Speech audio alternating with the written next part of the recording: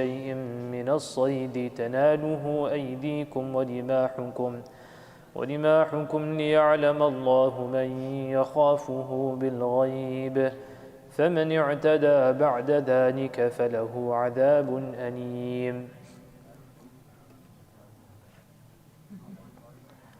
يا أيها الذين آمنوا لا تقتلوا الصيد وأنتم حرم ومن قتله منكم متعمدا فجزاء مثل ما قتل من النعم يحكم به ذوى عدل منكم هديا بالغ الكعبة أو كفارة طعام مساكين أو عدل ذلك صياما ليذوق وبال أمره عفى الله عما سلف ومن عاد فينتقم الله منه والله عزيز ذو انتقام.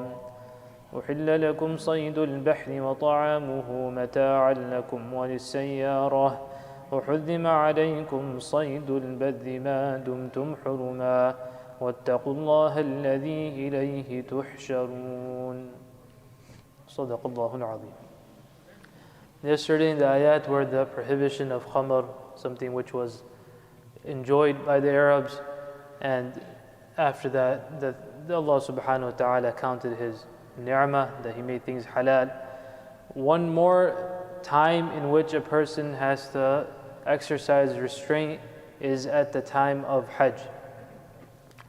Now in our times, obviously we take a flight, we go from here, land in Jeddah, so the practicality of these ayat perhaps may not be very clear to us. But previously, when people would be taking travel, especially by foot, or at some point they would be traveling by land, then the question of killing or hunting game would come up whilst a person is in the state of ihram. Meaning, a person, when he is going for umrah, going for hajj, we enter into the state of ihram, right? So when a person is in the state of ihram coming from the word hurma. So hurma has two meanings. One is sanctity. For example, say masjid haram. So you say, well, what's haram about that masjid? It should be halal masjid.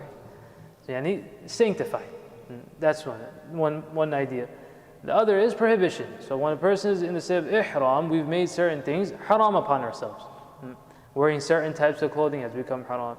Doing certain actions have become haram. You cannot, for example, remove your hair, cannot apply certain scents, etc. So like that, one act which is prohibited, which normally is allowed, would be hunting. So a person cannot hunt whilst he is in the state of ihram.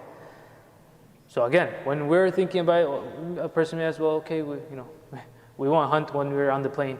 No, those people who would travel by land, obviously game and things of hunt would come up. So would it be allowed for them to hunt these animals or not? That's the question over here. So the ayah of the Quran Kareem, Allah Ta'ala's hukum is that a person cannot hunt such animals. Now that doesn't mean to say a person doesn't eat whilst he is traveling.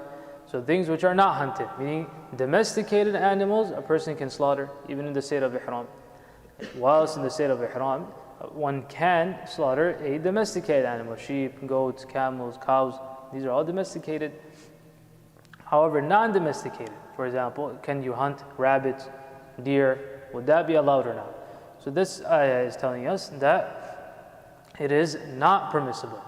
Now, at the time when these ayat were revealed, the incident was such that Allah Ta'ala made it such that whilst the Sahaba were traveling towards Hajj, or then Allah subhanahu wa ta'ala would send plenty game, as a type of test. So hence these ayat are saying that Allah subhanahu wa ta'ala, believers, Allah ta'ala will test you with بِشَيْءٍ مِّنَ الصَّيْدِ, with animals of hunt. تَنَالُهُ أَيْدِيكُمْ وَرِمَاحُكُمْ, that normally game won't come by you, they run away. But the test will be such that you will be able to see them, that they'll come very close to you. So you'll be enticed, that you will want to catch this game. لِيَعْلَمَ اللَّهُ, why is Allah Ta'ala putting you through this test? لِيَعْلَمَ اللَّهُ مَنْ يَخَافُ بِالْغَيْبِ. So that it becomes very clear, ilm al-dhuhur, that it becomes clear that who is that person who truly fears Allah subhanahu wa ta'ala in the unseen. Iman is based on ghaib. Iman, belief, means ghaib. If the ghaib is not there, that's not called iman, it's called ma'rifah. That's called recognition, knowing. At that point, a person already knows that. So iman is, or that iman which is mu'tabar and considered, is iman ghaib. That as we do not see Allah subhanahu wa ta'ala, but yes, obviously, the signs of Allah ta'ala's existence in our aqaid, those are very clear. Just like how a person, whilst we are fasting, certain things have been made impermissible, which otherwise are permissible. So this is also a test of taqwa. It's a training of taqwa. So like that, the state of ihram, that's another training. That's another training of taqwa. Testing a person's consciousness of Allah subhanahu wa ta'ala. Also, hunting takes up a lot of time. I mean, there's a vast difference between a person going, for example, someone wants chicken, you go to the butcher, they give you the chicken, that's the end of that. But if you want game, then you have to go hunt for it. So much time is also spent in this, a lot of time. And this safar, this travel for Hajj and Umrah is for who? It's for Allah subhanahu wa ta'ala. It's not for hunting and game. A lot of people do it as a hobby as well. That's very common. So in each ibadah, with the fiqh of it and the masnoon and the way of Rasulullah sallallahu alaihi wasallam, with that what we keep in mind is the spirit behind that ibadah. That it doesn't become merely a physical exercise. So the spirit of Hajj is that a person now he's saying that I am only for Allah Ta'ala. Labbaik, labbaik, when a person is saying that he's answering a call, so his entire focus, mind, soul, body, everything should be concentrated towards Allah Subhanahu wa Ta'ala. Because we're in the month of Ramadan, we make this connection as well. Similarly is the month of Ramadan. The month of Ramadan is a month of i'tikaf. And we've understood i'tikaf normally as what? That 10 days, whoever wants, they come and sit in the back of the masjid for 10 days and he stays physically within the confines, and that's i'tikaf. The entire month is that of i'tikaf. This is one form of physical i'tikaf, which is masnoon. I'tikaf means that a person clings on to something. This is the month to cling on to the rahmah of Allah Ta'ala, cling on to the consciousness of Allah Subhanahu wa Ta'ala. So a person, even us right now, or even at home, a person is in the month of Ramadan should be in the condition, his mind should be trained that he's a mu'takif. That what does he hold on to? He's holding on to Allah Ta'ala's rahmah. A person is holding on to Allah Ta'ala's orders, His command. His mind is always towards that. That's what it should be. What's the difference between one person, he's in the month of April, the other person in the month of Ramadan? What's the difference? And your neighbor, he's also dieting and you're also not eating. So he's in the month of April, you're in the month of Ramadan. What makes the difference? The difference is that in this month, it's not like any other month. We don't have time to just waste and do other things that, we have, rather than lunchtime, we'll do a little bit of gardening outside now. Or rather than doing this, we'll do a little extra chores over here and there. No. The month of Ramadan is a month of i'tikaf. فَمَنْ اعْتَدَى بَعْدَ ذَلِكَ فَلَهُ عَذَابٌ أَلِيمٌ. Whoever transgresses the bounds after that, then for him is عَذَابٌ أَلِيمٌ, a severe torment. يَا أَيُّهَا الَّذِينَ آمَنُوا, O believers, لَا تَقْتُلُوا الصَّيْدَ وَأَنْتُمْ حُرُمٌ. That do not kill game whilst you are in the state of ihram. Whatever is in the boundaries of the haram, there are three rings if you want to imagine.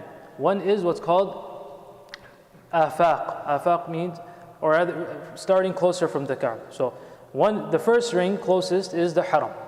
The area which is called the haram, which is not just the masjid, but even the surrounding area around it. When a person goes once you've done your one umrah, you go for the second umrah, you go outside of the haram, right? The ring outside of the haram is called the hil. In fiqh we call it the hil. So that is within what we call the miqat. So between miqat and the haram is called the hil area. So for example, those of us who've ever made umrah from Medina, you stop at Dhul Hulayfa, right? So between Dhul Hulayfa and the haram, this area is called the hil. Now whatever is beyond the miqat, that's called afaq. Literally from ufuq, horizon, outside. So for example, the US would be afaq, right? So anything which is in the haram, that cannot be hunted. Whether you're in the state of ihram or not in the state of ihram, that's the sanctity of that area. That anything any type of game which comes over here, that's also protected. That cannot be hunted. Or a person who is in the state of ihram. So whether physically it's in that area, whether you are in the state of ihram or not, you cannot hunt over there. or the person who is in the state of ihram, no matter where he is, he cannot hunt. لا تقتلوا الصيد وأنتم حرم. Now, if a person does do so, if a person does end up hunting, what's the jaza for that? What's the recompense? What does he have to do? وَمَنْ قَتَلَهُ مِنْكُمْ مُتَعَمِّدًا, whoever purposely does so, فَجَزَاءٌ مِثْلُ مَا قَتَلَ مِنَ النَّعَمِ يَحْكُمْ بِذَوَى عَدْلٍ مِنْكُمْ هَدْيًا بَالِغَ الْكَعْبَةِ. There are three options. Number one option is that whatever you have hunted, two people will evaluate that. Two people who are trustworthy and they know something about animals. They will evaluate that, and then you will purchase an animal which can be slaughtered, and they will be slaughtered in the sanctity of the haram, and it will be given to the masakin and the poor people. So if, for example, you've hunted something which is worth, let's say, $150, $200, then you buy one sheep or goat which is worth that much, and then that will be slaughtered and it will be distributed amongst the masakin and poor people. Or the amount that was hunted, that will be divided over what we see as a fitra amount. And however much that comes out to, those many days of fast a person has to keep. So if something, let's say, worth $100 was hunted, then you divide over the fitra amount. So fitra amount, let's say approximately we say $10, so that means 10. So 10 fasts a person has to keep. أو عدل ذلك الصيام ليذوق وبال أمره. Or he feeds it to 10 people. That's the third one. عفى الله عما سلف. Whatever has passed and before the ahkam have come, Allah Ta'ala has forgiven that. ومن عاد فينتقم الله منه. And whoever does it, yani you do it multiple times, then again the jaza will become wajib. والله عزيز ذو انتقام. Allah is most powerful, and Allah Subhanahu wa Ta'ala has the ability that He can avenge. أحل لكم صيد البحر. Now those people that are traveling by sea, can they hunt any fish, for example, or can they catch sea animals? Then that has been considered permissible. أحل لكم صيد البحر وطعامه متاعا لكم وللسيارة وحرم عليكم صيد البر. However, as previously mentioned, the hunt of the land animals cannot be hunted. ما دمتم حرما, as long as you are in the state of ihram. واتقوا الله الذي إليه تحشرون. Have the consciousness of Allah Subhanahu wa Ta'ala, the taqwa of Allah Ta'ala, to whom you will all be resurrected. This is the bottom line. If a person can learn this one dars, one lesson, that I will be resurrected in front of Allah Ta'ala one day, then all of this becomes simple, a piece of cake. We make dua that Allah Ta'ala gives us the tawfiq as well.